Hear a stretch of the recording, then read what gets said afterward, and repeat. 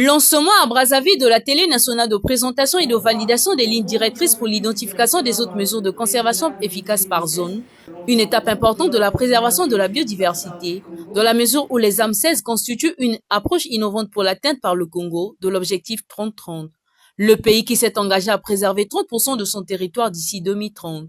Partenaire historique dans ce domaine, le WCS, qui a salué la politique du gouvernement congolais dans la création des aires protégées, a rappelé l'objectif de cet atelier.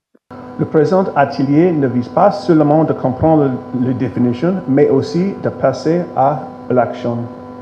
Au cours de notre 2 journées de réflexion, nous travaillerons ensemble pour partager nos connaissances sur l'identification et la reconnaissance des ANSES potentiels en République du Congo, discuter des critères et des lignes directrices élaborées par les organismes internationaux et nationaux, et de la manière de les appliquer efficacement en République du Congo. Cet atelier fait suite à la réunion de sensibilisation sur l'identification des AM16 au Congo, tenue le 14 février dernier. Celle-ci avait entre autres précisé le rôle des autres mesures de conservation efficaces par zone, rappelées ici par Arlette Soudan-Nono.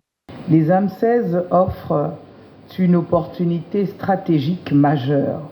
Elles favorisent la reconnaissance et la mise en lumière des projets de conservation portés par un ensemble diversifié d'acteurs, communément local, populations autochtones, secteurs privés et administrations compétentes. La prise en compte de ces efforts déployés à tous les niveaux guide notre approche inclusive et intersectorielle.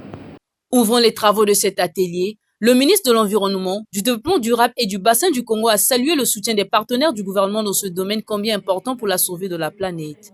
Je tiens à saluer la contribution essentielle de nos partenaires techniques et financiers, parmi lesquels, bien entendu, WCS, le Fonds Bezos et l'UCN, ainsi que toutes les organisations participantes.